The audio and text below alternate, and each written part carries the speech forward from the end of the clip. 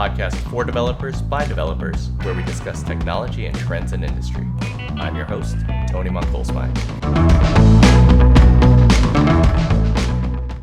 Innovation is the key to technological advancement.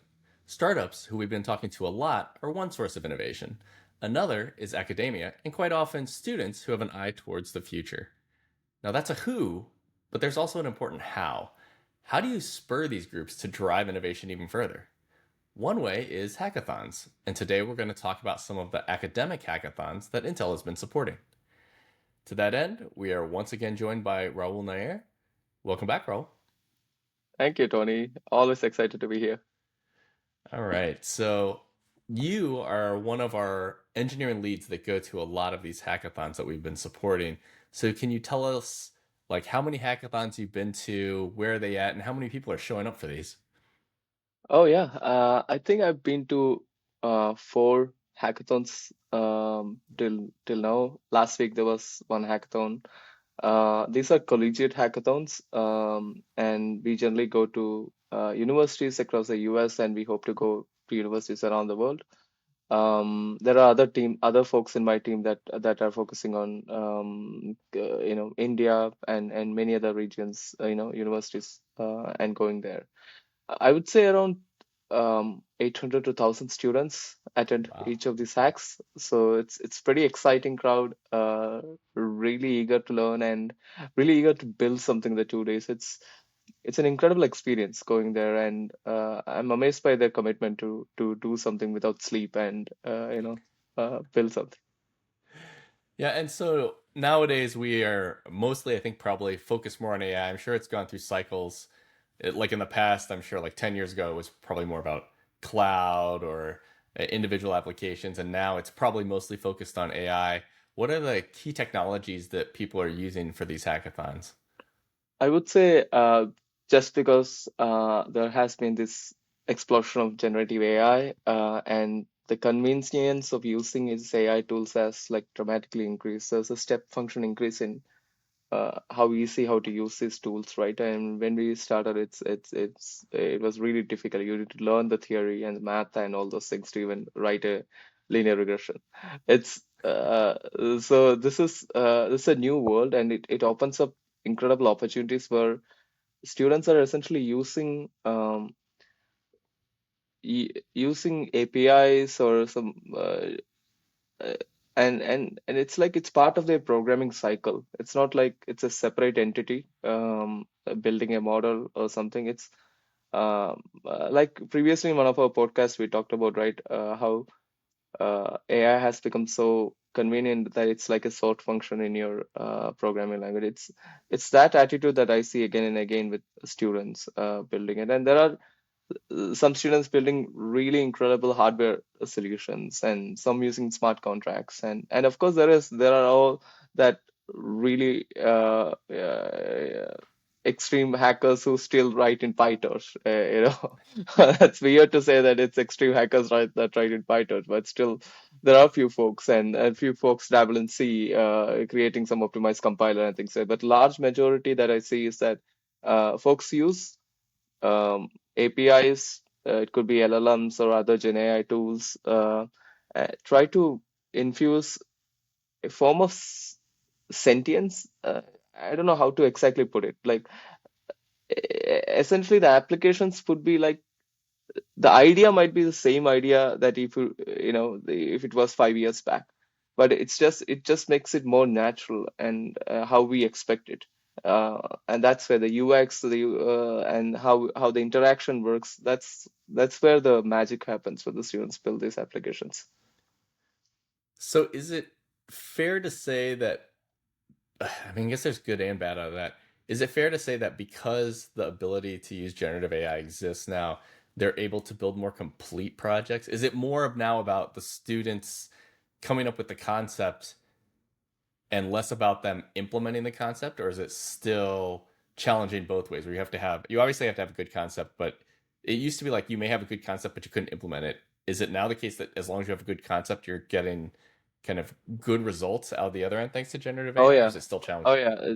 It's like the MVP acceleration has dramatically increased with the advent of Gen AI, and the way I see how people are building projects is okay, they have a concept. If it's a web app, they will draw the web app, ask a generative AI solution, okay, give me an MVP of it, wireframe diagram or whatever. They create the wireframe diagram, use ChatGPT or any solution to start with the initial code.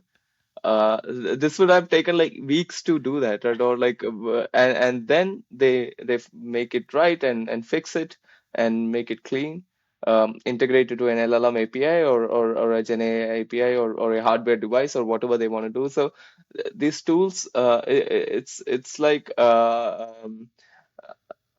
it's the ability of the students, these tools to accelerate an idea from ideation state to reality has dramatically increased.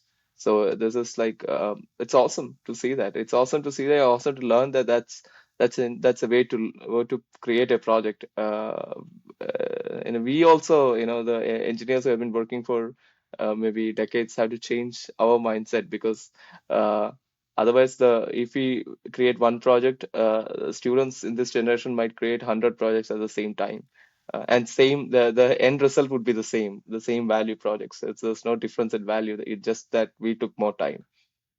Ah, that's amazing. As you were talking about that, I was thinking I tell the story I might have told it on the podcast. Like I spent 3 months writing like a UI library, which ended up open sourcing it, and Microsoft used it, Intel used it, and it took 3 months, and it was just simply so you could organize windows. And now you're just saying draw a picture, and then ask a generative AI to create that wireframe, and it Yeah. happens instantaneously. It's amazing.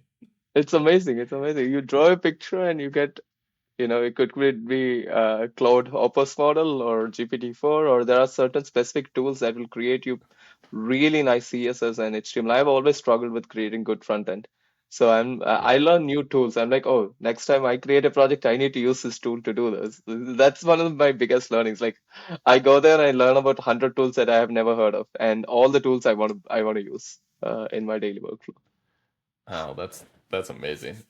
So what are we're talking about how people are capturing the students are trying to capture this value. What's the most interesting project that you've seen over the last couple months? Uh, so there are many projects. Always, I'm excited uh, when they use these um, abilities of standard programming languages, AI tools, and all those things. But um, if they go a little bit beyond, there was a project in when we were in I think in CalHacks, where uh, this students they have designed their own um, brainwave monitoring device that they were able to build it at a very incredible cost, maybe $40 or something, and then use that device to essentially monitor the emotions and the state of what that person is going through, and use that input to create a solution on your web page. It could be like a certain type of music, a certain type of images, certain type of things. So that idea, right? It's really really powerful. When we are going to the VR worlds and all this human brain computer interaction, um, it's always one thing that I always felt not many people are using it is because to at least a prototype is the cost of the device, and it's just this uh, set of students who did the end-to-end pipeline. They had like built the hardware and created a solution. So that integration of a hardware, software, and infusing of AI, it's always fascinating to me. I used to play with a lot of Raspberry Pis, and before that Arduino and those kind of things. So it's always fun to see people using that still, but using GenAI and other things to make things cooler. Search. At the end of the day, all this AI is doing is to make search efficient, right? That's a goal of humankind, I guess, like to make search efficient. And it's that's working beautifully now when you're integrating these solutions. That was one project. I mean, there was many projects, so I can't pick each. Every time I see a project, I'm like, how are you doing this? And I feel uh, this is like this. the students are 100x more capable than anyone who is judging them. So I feel always embarrassed to go there and look at this code. But I try to learn from them and understand from them rather than uh, judge in a natural sense. It's always amazing. It's always each project I've looked into. It's incredible. This their passion, the idea they created, and they're very dedicated to the idea and creating that solution. So that always excites me. And they're always pleasant even after 2 3 days of no sleep. They're always happy and pleasant. And out of this, have we seen, like back in the day, I know that there were, you'd have a long hackathon, you'd come up with something really cool, and sometimes you would say, "Oh, this is a cool enough idea," and the judge would say, "This is a cool enough idea. You should maybe make this something for the real world. Make this a product. Make it a company." Have we seen any of that in the last couple months? And it's weird because there's also a lot of startups that are coming up in the space leveraging Gen AI just because it is so simple. And a lot of them we look at and we say, is that really novel? Or is it just you're using Gen AI to do something that everybody else can do very easily, like no barrier to entry? Have you seen any projects that either people have created companies or they're like, yeah, let's go do it? There are some this brain interface to Gen AI device that's one of the startups that we had. They wanted to create a startup, and we had multiple discussions with them on how we can help them. There are a few other students who had similar ideas. So when we look at it, it's like, okay, these tools are easy, but are they doing this based on some substantial understanding of the problem they are trying to solve, or is there a deep enough commitment to solve that problem? So we have seen many student groups who are building the solutions who have that. I mean, they just use this opportunity to prototype it, and see if it works or not.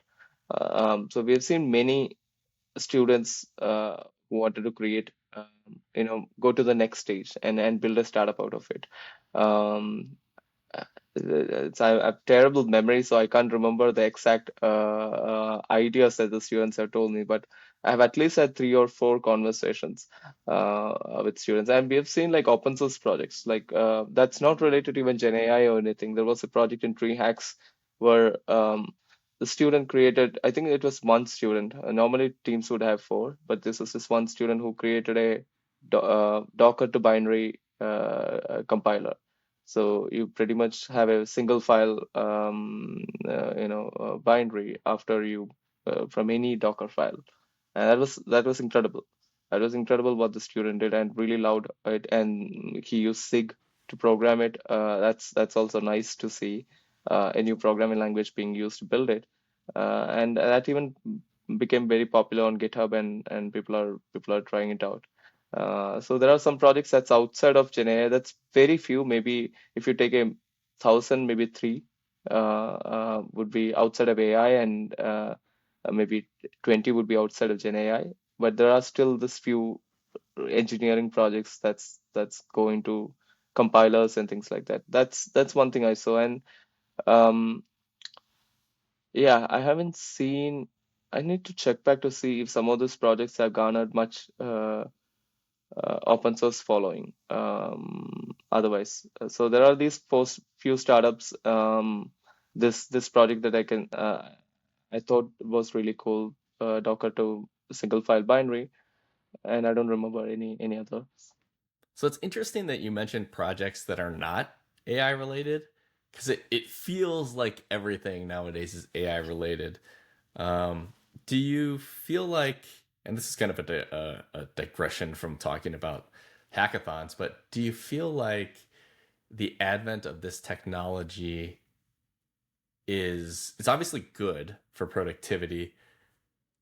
Does it take away in the long run of the underlying ability to understand how these things were done so you could recreate them? Like I always have that weird dystopian thought of what happens if you had to recreate the world from scratch? Would we have the knowledge to do that? And does the advent of Gen AI and this technology take away from that a little bit? Or do you feel like the students are still have that solid foundation and they're just using this as an accelerant to make their projects come out faster? Uh, that's a difficult question to answer, and I also had that fear where. Uh, it's like we are abstracting away and making it more simple. It's sort of like, when people, like when I was growing up, I used to know like multiplication tables till 25, or almost all folks in my generation knew to some level, right? And but then calculators became so obvious. And long division, all those things we used to do by hand before using calculators as much as today's students are using. Um, Maybe it's like you don't have to know all these things. It's just that we need to ensure that it will always work no matter what. That's a challenge. I mean, calculator you can trust because it's deterministic. It will work exactly like you want.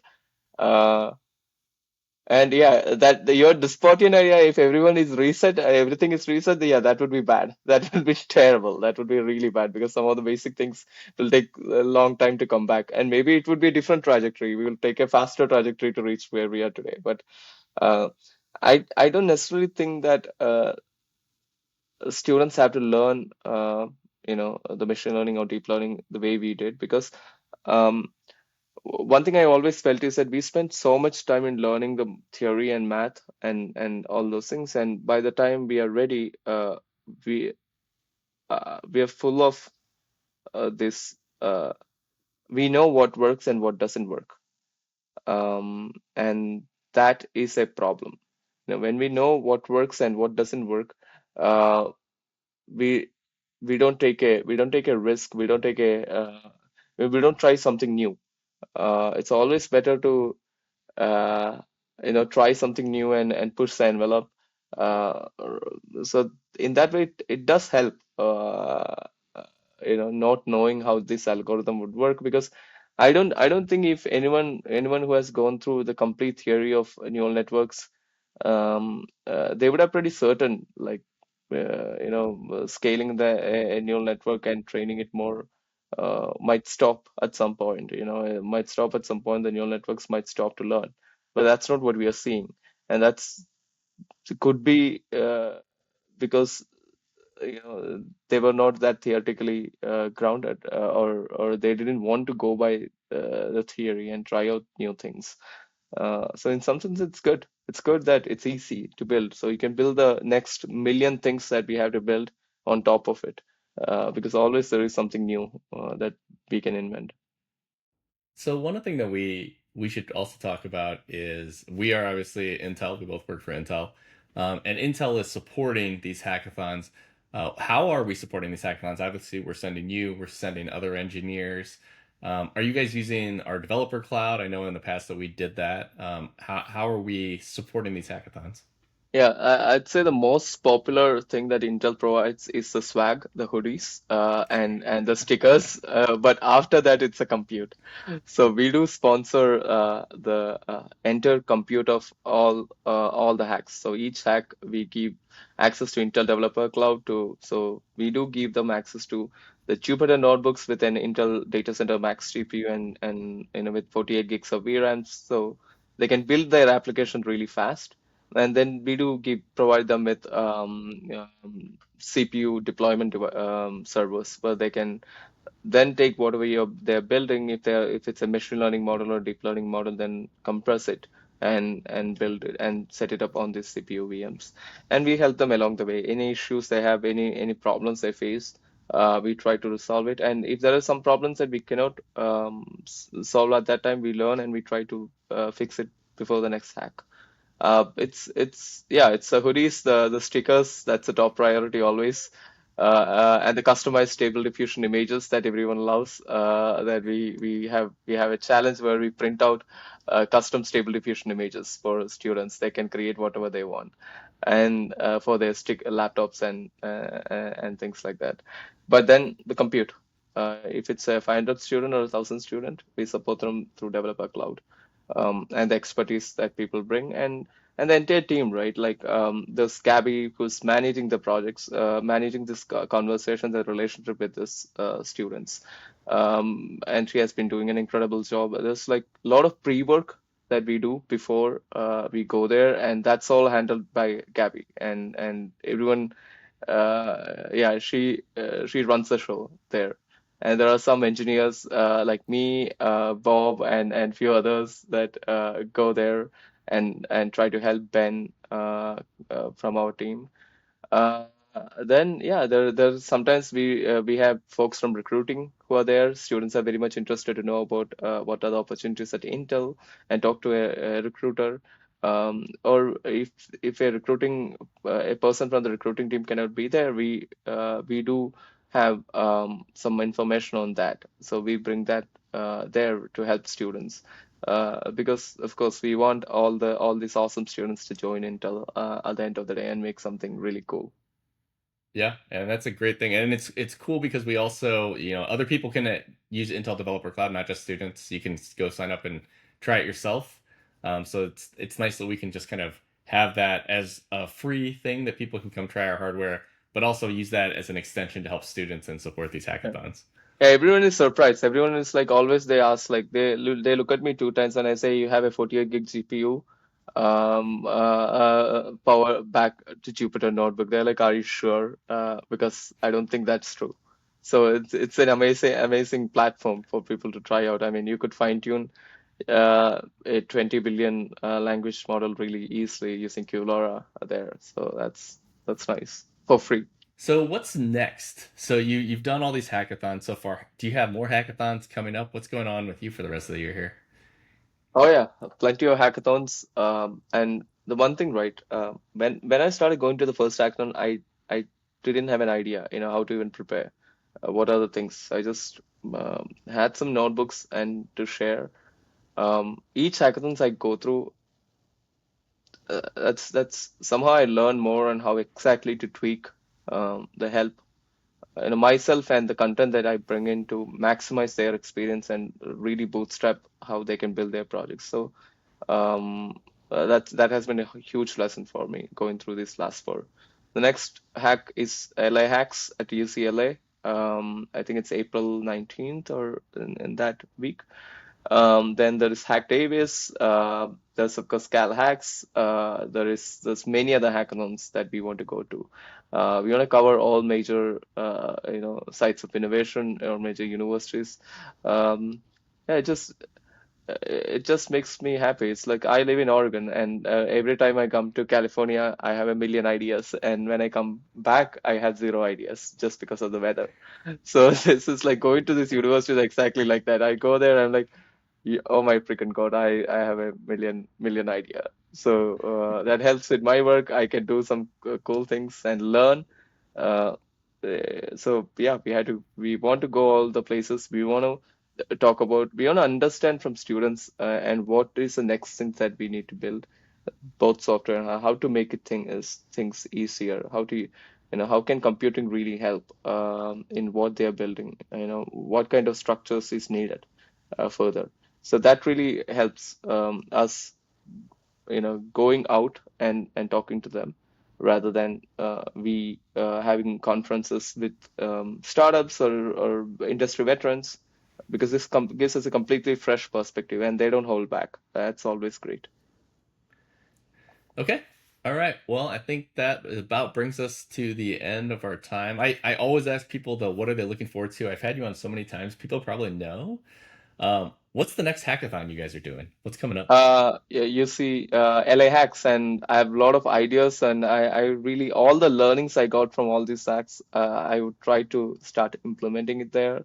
Maybe create a hack pack with all the key things that they want. Nothing else. No sort of teaching them how to do these things and like exactly bootstrap their building solutions and all those things. I'm excited to learn more from there. Like they have a really cool accelerator program there. A lot of startups would be there.